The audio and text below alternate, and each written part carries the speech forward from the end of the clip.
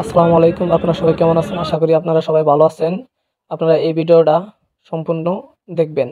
এই পাইপগুলা যমুনা নদীতে ডাইভ করা হচ্ছে। বাংলাদেশের উপর পারমাণবিক বিদ্যুৎ লাইন টাওয়ারের কিছু কাজ দেখাবো যমুনা নদীতে, যা এশিয়া মহাদেশের সবচেয়ে লম্বা এবং মোটা পাইপ দিয়া কাজ করা হচ্ছে। এখন আপনাদের দেখাবো পাইপের থিকনেস এবং পাইপের ডায়া কত মিলি থাকে।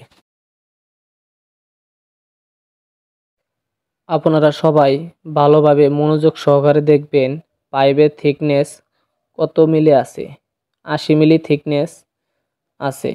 এই জায়গায় আমার প্রাণপ্রিয় কামাল স্যার আছে। আপনারা সবাই আমাদের সাথেই থাকুন। এই জায়গায় আমাদের ইঞ্জিনিয়ার, সাইট ইঞ্জিনিয়ার এবং আমাদের ওয়ার্কার সবাই আছে। এখন পাইপের ডায়াটা মাপ নেব। দেখেন পাইপের ডায়াটা ভালো করে দেখেন, ২৮০০।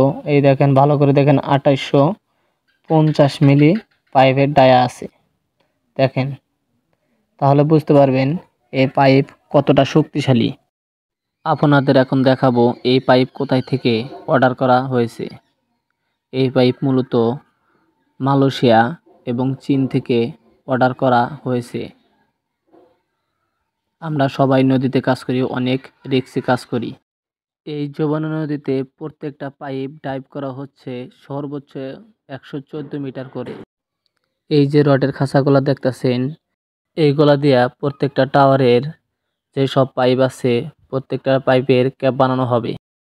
এই লাল পতাকা দিয়ে সবাইকে সতর্ক জানিয়ে দিয়েছে, সবাই যাতে বুঝতে পারে, যারা নৌকা এবং বলগেট চালায় তারা বুঝতে পারবো নদীতে নির্মাণের কাজ চলতেছে।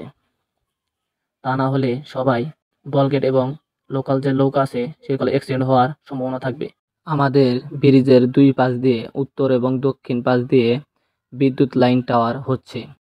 আমরা এই নৌকা দিয়ে প্রতিদিন কাজের জন্য যাতায়াত করি।